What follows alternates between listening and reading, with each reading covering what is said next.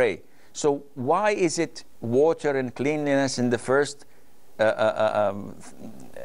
instance that is called ablution, and then it is sand or soil or earth in when we do this with dry ablution, or better known as tayammum? This is compliance with what Allah has ordered us subhanahu azza wa jal. So we do not have the choice to object. We have to say sami'na wa ata'na. Otherwise we will be like Satan, who was ordered to prostrate to Adam, and he asked for the reason and the justification, and he did not like what he heard, and he said, I am better than Adam. You created him from clay, and you had created me from fire, and fire is better than clay. Therefore, hence, I will not prostrate. What was the result? Him being thrown into hellfire for eternity. Now, as Muslims, we do not have the choice to say such things, but we have to comply and follow the commands of Allah Azza wa Jal without any objection. We have Abdul Nasser from Libya. Shaykh, assalamu alaikum. Salamtullah. Yes, I'm a Ghanaian, but I'm working in Libya. Yes, Abdul Nasser. For the past 2 years, I have been working in this country, and up to date, we didn't get our monthly salary for almost 2 years. So now, should in case I got my salary for 2 years, how am I going to pay the zakat? That's my first question. And my second question, I want to know, our prophet wife, Margaret Kuptiya, she remained a Christian or she converted to Islam when our prophet married to her? And my last question, I'm working, we are in a desert. There is one village behind where we are working, almost 1.5 kilometers. So every Zuhur, I go to Jamia. Asr, I go to Jamia. Fajr, I go to Jamia. Only me. But in the night, the remaining workers, they are not going to Jamia, Fajr, Zuhur, Asr. They are always praying each. But in the night, they told me that they want us to pray congregation in our camp. So now, should I join them for praying a Maghrib and Isha in the camp? So Zuhur, Asr, and Fajr, I go to Jamia. But in the night, a Maghrib and Isha, should I allow them to pray with them in the night for Maghrib and Isha? Is there any reason to fear? Is there anything to be afraid of? No, there's nothing afraid of. Okay, I will answer you, inshallah. Aisha from Saudi. No, assalamu alaikum. Salamtullah. Sheikh, I have a question. Yes. People are sending messages that there is a hadith that has gone viral, and they are saying that Bukhari recorded this. It is said that the Prophet ﷺ said, in 3 situations, if you pray dua, it will definitely be accepted. When your body starts shaking, when you have got in your heart, when you have got tears in your eyes. The Prophet also said, whoever shares this knowledge will have a house in Jannah. Is this true? The line is breaking, Aisha, but I think I got your question. I will answer you, inshallah.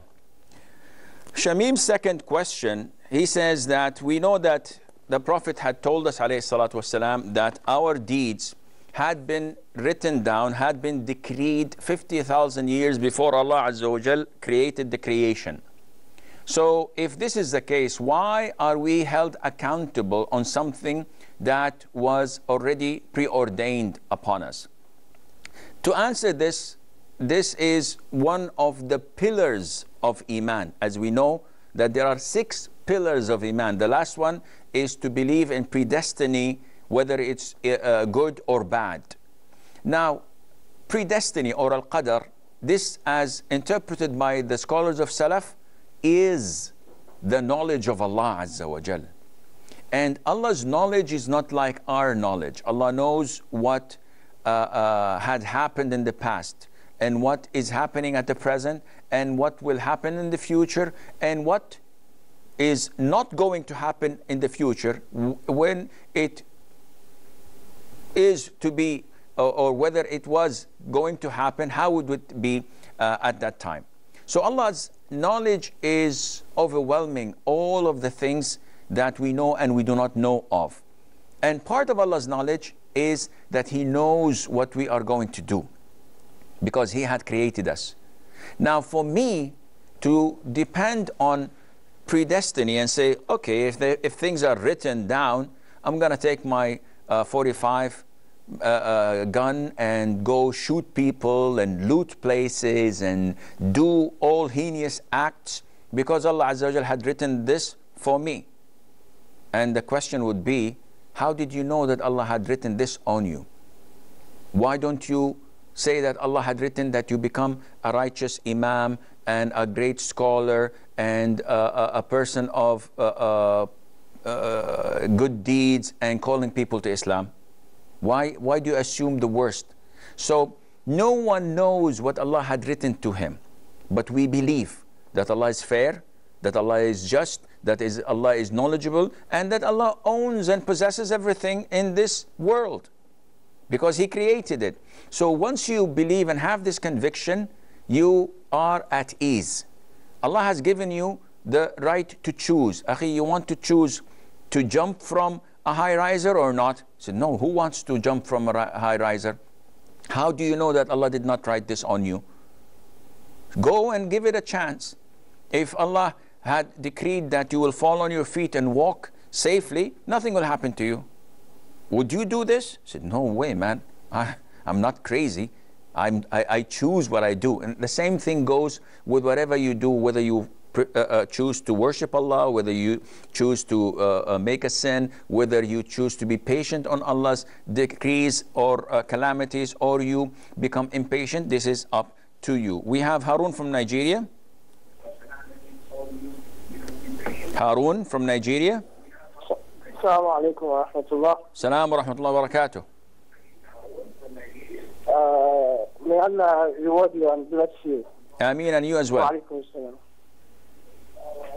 Hello, assalamu alaikum. Can you hear me? Yes, I can hear you, but please mute your TV. Okay. It's off now. Please, I would like to know, I would like you to shed a bit more light on the zakah for farm produce. I'm actually a farmer. And then also, I would like to know if I can actually Harun, products. Harun, zakat on what? On farm products. On what? Like after farming, when I remove my crops and everything, after I sell everything. Okay. And second question? I'm supposed to give. Okay, the second question. Okay, and then please, I'd like to know if it's possible for me to actually sell the produce. After selling the produce, then I now give the zakah in money, or does it have to be the crops I produce? Okay, I will answer you, inshallah. Assalamu alaikum. Alaikum salam wa rahmatullahi wa barakatuh. We have Jalis from Saudi Arabia. Assalamu alaikum. Salamullah. Assalamu alaikum. Wa alaikum assalam wa rahmatullah. Sheikh, I have one question. Yes, akhi, raise your voice, please. Okay, I have a very poor person and he took some loan from me. Okay. Can I forgive this loan and make it as a zakat for him? Okay. Any more questions? No, that's it. I will answer you, inshallah.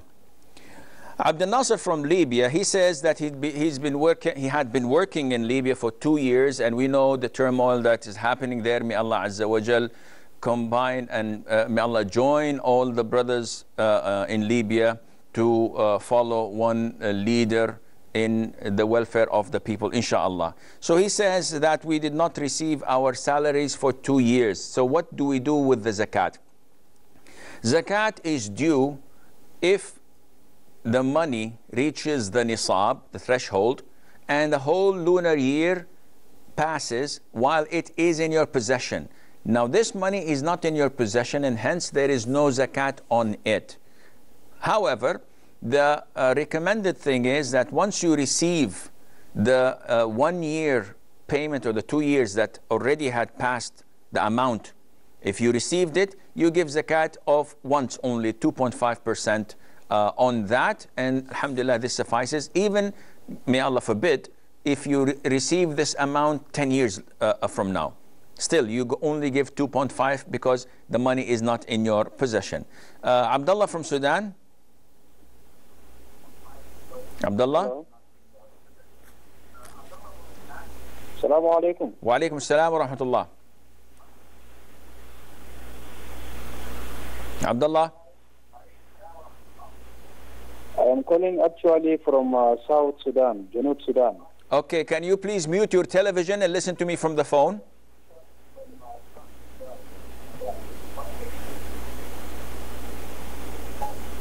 Yes, I can hear you from the phone. My question, I have 2 or 3 questions. My first question is that I am a Muslim and I'm actually working with the United Nations in South Sudan.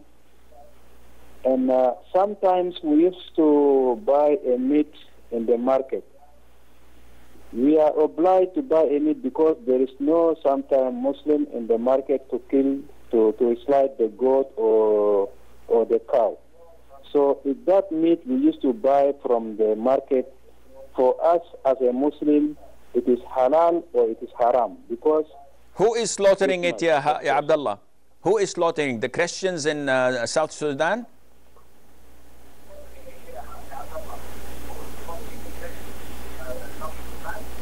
Abdullah?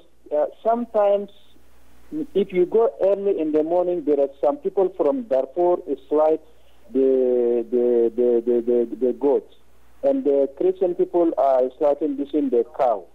But you cannot, if you don't go early in the morning, or if you do not call them in mobile phone, you cannot get the meat. Okay. So is that meat you can buy from the Christian phone can be halal for us or can be haram? Second question. This is my first question.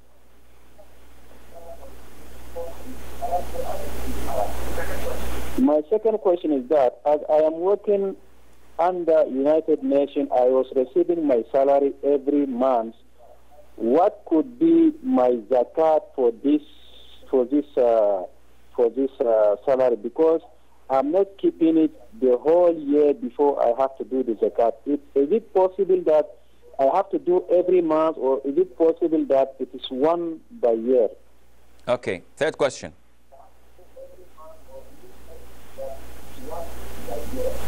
And my third question is that I am actually not based in Juba. I am based in Bor. Bor is very far from Juba and is located. The location is people from Christian people.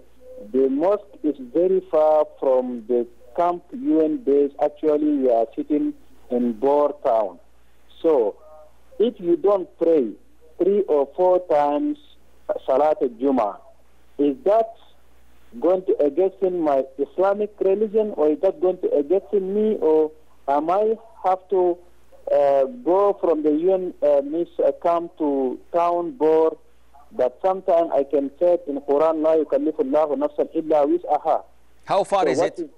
How far is it? It is almost something like from the UN camp to the board town is 3 kilometers. Okay. And we are allowed only to go 2 in the vehicle. We are not allowed to go alone in the vehicle according to the security situation. Okay, I will answer inshallah.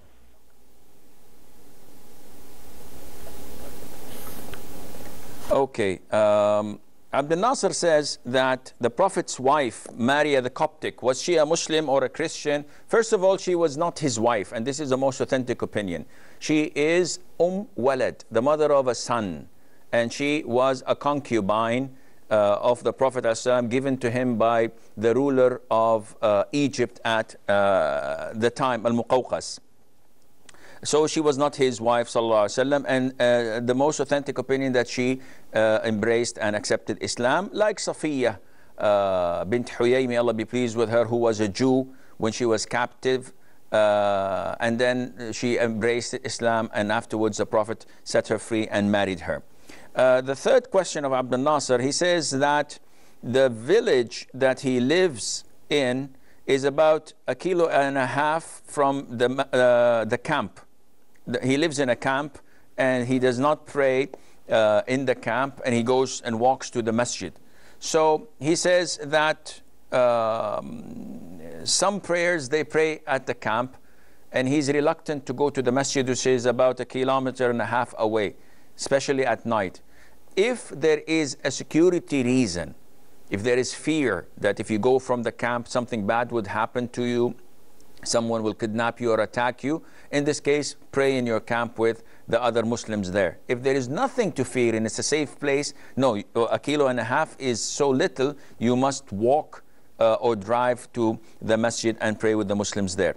Aisha from Saudi Arabia, she says that there is a circulation that went viral, that there are 3 characteristics. If you feel them, then your dua, your invocation to Allah will be answered. One of them is shivering of your spine, etc., shivering of your body. This is fabricated. It has no basis, none whatsoever. So ignore it. Harun from Nigeria, he says, what is the ruling on giving zakat on crops and grain? First, this is a long topic, but whenever you harvest, you have to give zakat. And zakat of whatever is grown from the earth, from the crops, from the vegetation, is a must with 2 characteristics. First of all, that it can be weighed or measured in size. So I can buy a liter of it, or I can buy a kilogram of it. So this means that oranges cannot fall in this category. Watermelons cannot fall in this category. Lettuce does not fall in this category because it's not sold like this. And the second condition is that it can be stored. So tomatoes cannot be sold because you cannot store them. So what are the types of things that we have to give zakat of? Grapes, dates, barley, corn, wheat, etc. So these can be stored, and they are measured as well by either weight or size. Now, what is the zakat? If you are the one who's bringing the water and paying money for the pumps and for the fuel and bringing them in tanks, water tankers, that is, to your farm, then the zakat is 5%.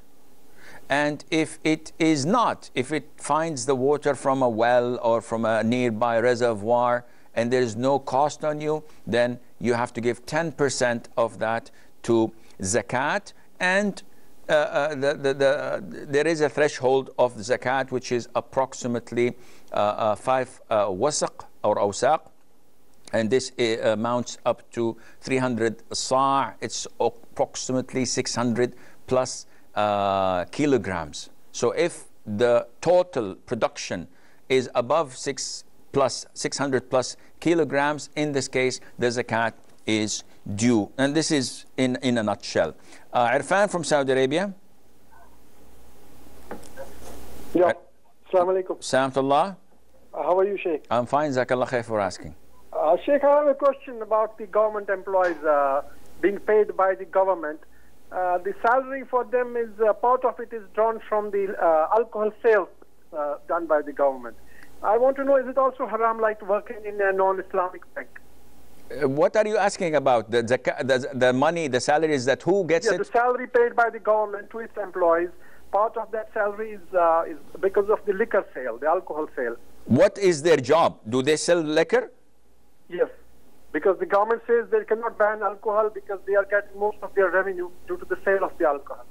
No, I'm talking about the employee, Akhi. I'm not talking about the government. The employee, is his job based on selling alcohol? His job is not, no. They are working in different fields, but the government says that we are paying their salary through, because the money that we get from the alcohol sales, the tax on the alcohol. Okay, but they have other revenues, right? Yes. Okay, I will answer your question, inshallah, Irfan. Thank you. We have a short break. Stay tuned, and inshallah, we'll be right back.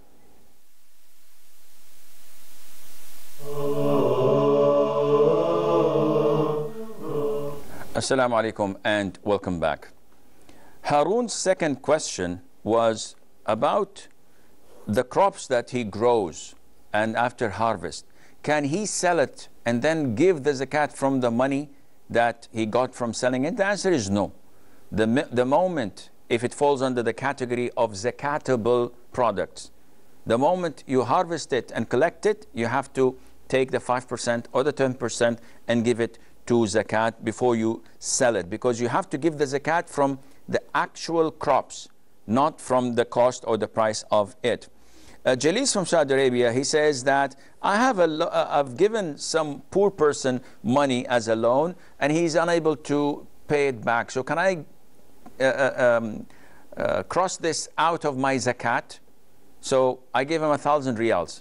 Every single year, Akhi, where is my money? He says, I don't have money, I don't have money. This year's zakat is 2,000 riyals. So I said to myself, I'll give 1,000 to the poor, and the other 1,000, I will consider it to be zakat to that person, so I'll keep it in my pocket as if I had given it the zakat out and got my money back. No, this is not permissible. It is like hitting two birds with one stone. You actually did not pay off the zakat. Where Allah Azza wa Jal tells the Prophet ﷺ to take from their wealth sadaqah that would purify them and that would elevate them in the sense. So you did not give zakat. Actually, you just kept the money in your pocket and by intention crossed off that debt, and you have the money in your pocket. So you have gained from it by not giving the zakat away and by at the same time collecting the money from that person who you know that will not be paying it back to you. Abdullah from Sudan says that he's responsible to buying the meat for the UN expedition that he works for, and he says, can we eat from it? Akhi, as a Muslim, you can only eat from meat that was slaughtered by a Muslim, a Jew, or a Christian. So if you know that the area you're in, like in the southern of Sudan, if they're all Christians, there are no idol worshippers, there are no pagans, they're all Christians, you may buy the meat and you may eat from it. But if they're mixed half and half, no, you cannot, unless you verify that the one who slaughtered is a Christian, Jew, or a Muslim. He says, how can I pay the zakat of my monthly salary, especially if I spend it before a whole year passes on it? There's no zakat. Simple as that. If you receive $1,000 as a monthly salary, and within a year you've spent it all on expenses, on rent, on education, on healthcare, on whatever, then there is no zakat. The zakat is due on whatever is collected and it remained with you for a whole lunar year. Then if it reached the cost and the value of 595 grams of silver, which approximately is about 3,000 riyals plus or minus, in this case, you have to give 2.5% on that. He says that he doesn't pray 3 to 4 Fridays consecutively, and he lives in a camp, etc. And the camp is like 3 or 4 kilometers away. So is this permissible?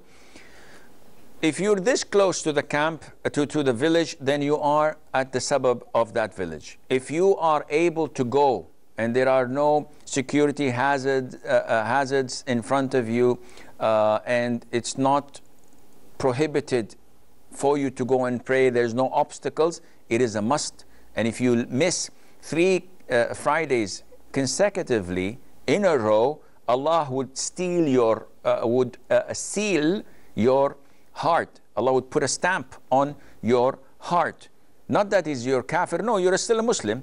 But for missing 3 Fridays in a row, Allah would seal your heart so that you would not realize and recognize the truth from falsehood, as some scholars say. So this is a great thing to think about. However, as stated, if there is a security hazard in this case, and it's dangerous, etc., or you're prevented by the management, then inshallah there is nothing wrong on you. Try to collect, if you live in a camp outside, then you cannot pray Jum'ah, because Jum'ah can only be prayed in a village or in a city or in a town. But if you're in the wilderness or in a camp or in a tent like the Bedouins, they don't pray Jum'ah unless they are residing in a village. Arfan from Saudi Arabia, he says that if there is a government that gives employees halal wages for their halal jobs, but one of the sources of the government is selling alcohol. So does this mean that my salary is haram? No. As long as I am a teacher in a high school, I am a doctor in a hospital, I am an engineer in working for the Ministry of Transportation, for example, my government deals in haram stuff. This doesn't affect my money because there are halal income. For example, a country that is dealing with selling oil or selling water products or selling chemicals or manufacturing, a country that is producing industrial goods and selling it. This is halal products. But they put their money in the bank, in the central bank, and they get like 7 or 8% riba on that. And they have long-term deposits, time deposits, and they have short-term, and they deal with riba like as if it's a normal thing. So am I, as a teacher working in a high school, allowed to say my salary is haram because my government deals with haram? They have a factory for selling intoxicants, wine, for example. This country's airline sells alcohol on board, so I, as a receptionist in the hotel or in the medical center, I'm getting haram money. No, this is not related, because we look at the majority of the income. As long as it's coming from halal and you are doing a halal job, then you have no problem with that, inshallah. We have Muhammad from Gambia. Mute your TV and listen to me from the phone, ya Muhammad. Yes, sir. Assalamu alaikum wa rahmatullah. Assalamu alaikum wa barakatuh. Assalamu alaikum wa rahmatullah, ya sir. Wa alaikum assalam wa barakatuh. How are you doing, sir? Okay? I'm fine, alhamdulillah. Good. May God give you long life and good health. We are benefiting from you lot. Definitely, we appreciate you are trying well for the Islam. Only to pray for you. That's why I call my TV #1 is Huda TV. I'm always with your programs. I appreciate and thank you very, very much. May God give you Al-Jannah Firdaus. Ameen. And you as well, Brother Muhammad. Jazakallah khair for your comments. Assalamu alaikum wa rahmatullah. Assalamu alaikum wa barakatuh. Victoria from Saudi. Good evening, Sheikh. Assalamu alaikum. Assalamu alaikum. My question is regarding for changing name. Okay. About when I embrace Islam here in KSA, in Community Center in Tabuk, I will not change my name. Okay. So I decided to change my name now because I'm going to Philippines. So I want to change my religion from my passport. So I will not change my name here when I embrace Islam because of my reason, my personal documents, like for example, my passport and my birth certificate. So I said no, but I want. Now I'm coming home to Philippines. I decided to change my religion from my passport. So it's permissible for me to change my name without allowed from the community center here, from Tabuk, or any community center here from KSA. Okay, I will answer you, inshallah, Victoria. Muhammad from Saudi Arabia. Muhammad Bello, yes, calling from Mecca. Yes, Akhi, what can I do for you? Yes, I want to speak. Muhammad, mute your television, please. I am presently watching the Huda TV. And, okay. Can you hear me now? I can hear you, Akhi. Yes, what can I do for you? I just want to comment on programs being shown by Huda TV. Wallahi, Akhi, this is a Q&A session. I myself cannot help you with this. You have to write to info or to feedback at Huda.tv, and they will, inshallah, give you the right response. If you have a question, be my guest. Okay, Fatima from the Emirates. Hello, Assalamu alaikum, Sheikh. Assalamu alaikum. I have a question about the punishment in the grave. We all have some good deeds like zakah, other charity, and with our family and neighbors, some good deeds, as-sawm and salah. But there are certain bad deeds for which people are punished in the grave. Our good deeds will be of no avail in the grave and people will be punished. The second question is, will this punishment be till the day of judgment? I'm really worried about it. Can you please answer me? Okay. Thank you. Jazakallah. Wazakum. Abdullah from Sudan. Yes, yes. Yes, Abdullah. Assalamu alaikum wa rahmatullahi wa barakatuh. Assalamu alaikum wa barakatuh. Yeah, Sheikhna, I have another question again. Yes, sir.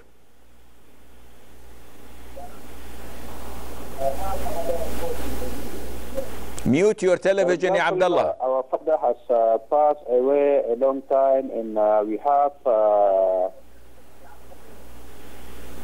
I can hear you.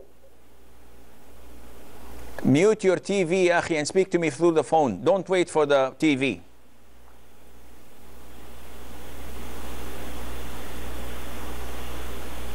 Okay, Sheikhna. What I'm saying is that we have our own father has passed a long time, and he has his own house that we are staying on it. I and my brothers and sisters, and he has another wife with also kids. When he passed away up to now, we still in the same house. We still in the same house with my mom and my brothers and sisters.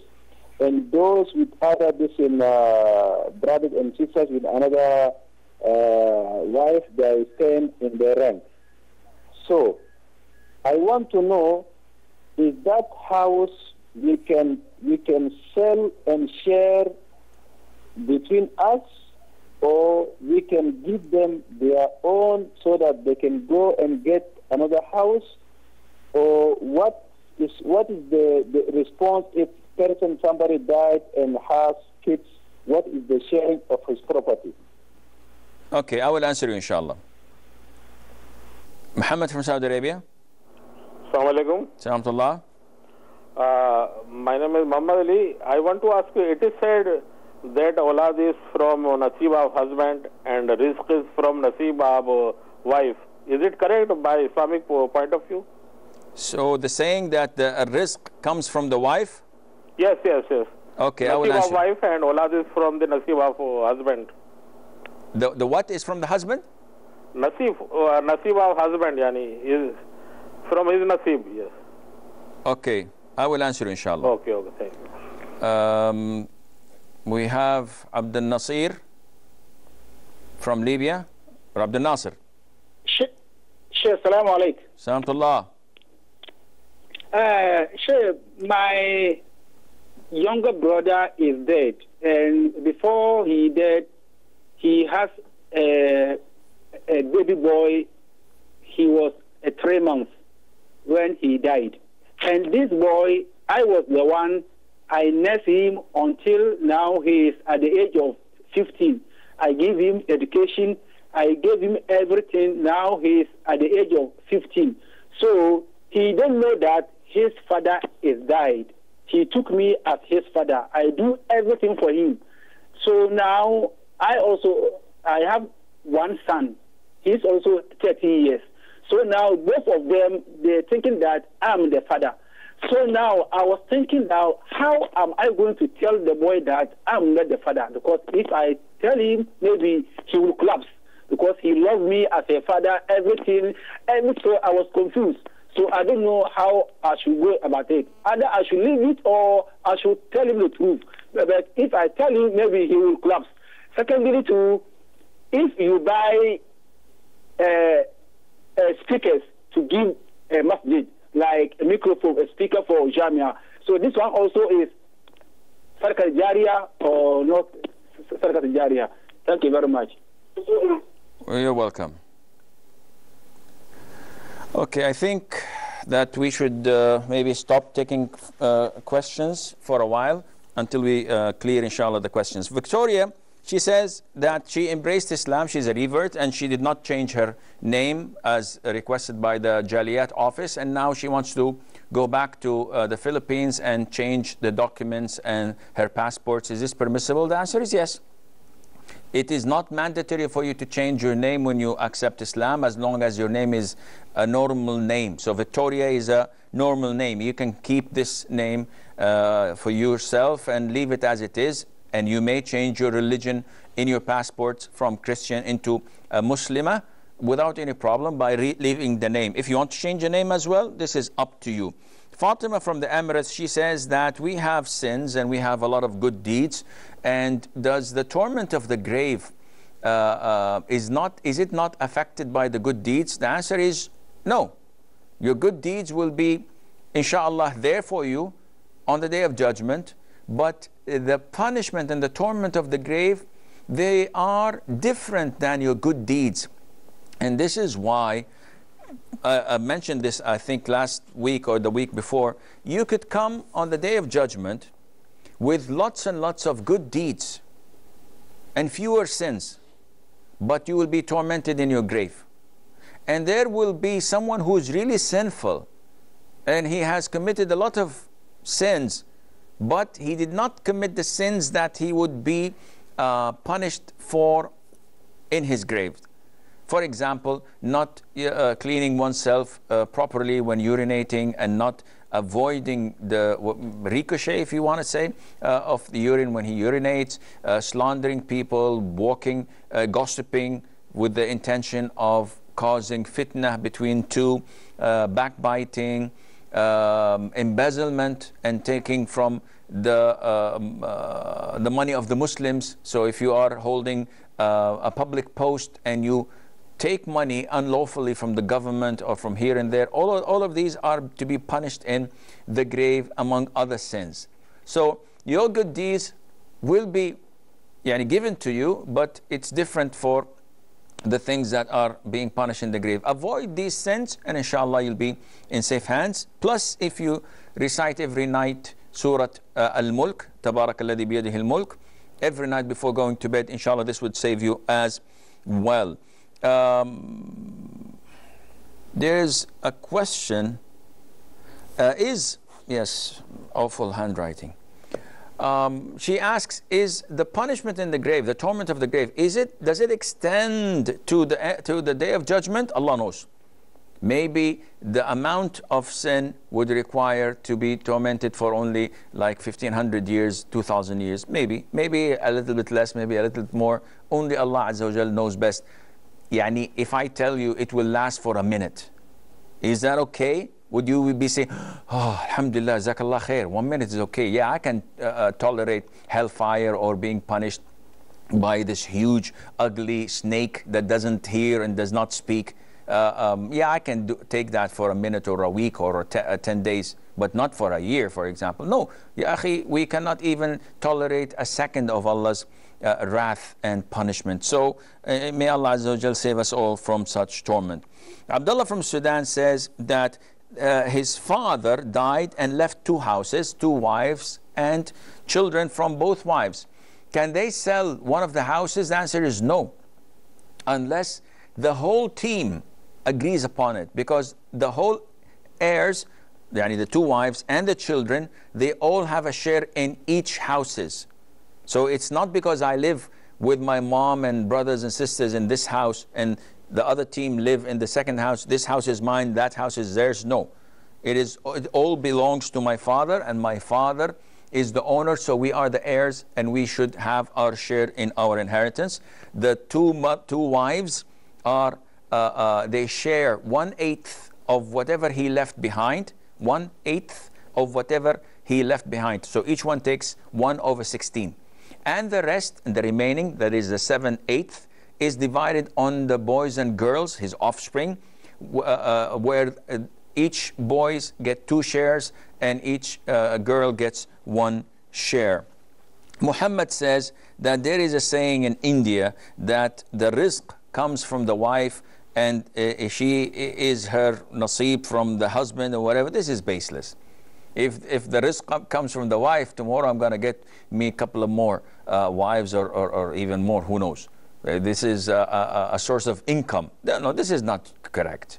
This is baseless. And those ignorant who fail to succeed in their jobs or lose their jobs or incur debts after getting married, and they blame their wives for that. They say, this is your risk. No, these are ignorance. This is baseless and has no foundation, none whatsoever. Abdel Nasser from Libya, he has a brother who died, leaving him a nephew, and the nephew is 15 years old, and he thinks that Abdel Nasser is his father. And this is quite strange, because this boy has to have a mother, and the mother is not Abdel Nasser's wife, presumably. So she should have told him. Not only that, it is totally prohibited for Abdel Nasser to give his nephew his name.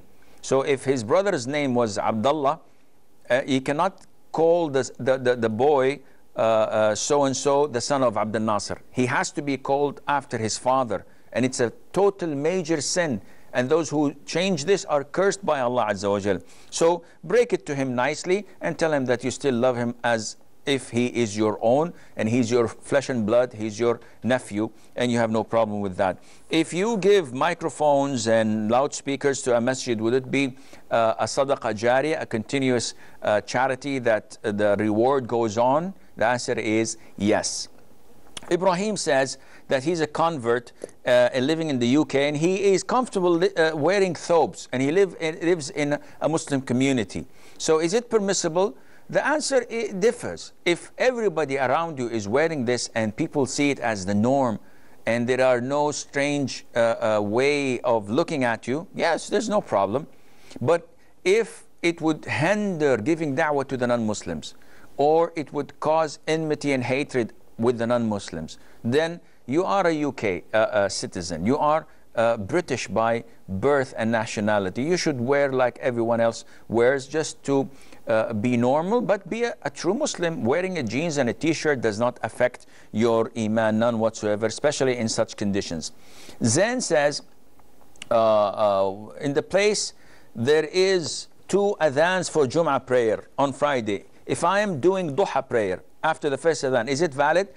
The first adhan of Jum'ah does not signify anything about the timing of the salat. So sometimes they may give it at 11 o'clock, sometimes at 11:30, sometimes at 12 o'clock, sometimes 5 minutes before the actual adhan of dhuhr. So it has no significance except that reminding the people that Jum'ah is due. So get ready for prayer. So in this scenario, you have to look at the time of adhan of dhuhr, and 10 minutes before it, you may pray. But if 10 minutes, before 10 minutes, you may pray. But when it's 10 minutes before the adhan, you should not pray.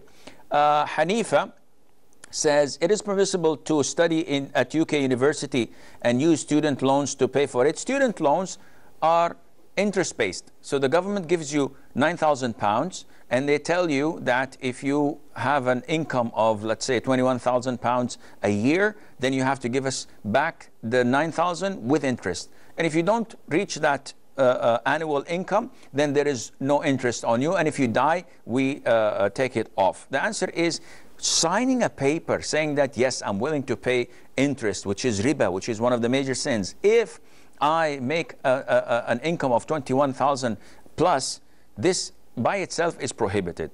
Besides, half of the population are lying and saying that we're not getting this much and living off benefits so that they would not have to pay riba, and this is not befitting of a Muslim, and Allah knows best. Abdul Azim says, is sushi halal or haram?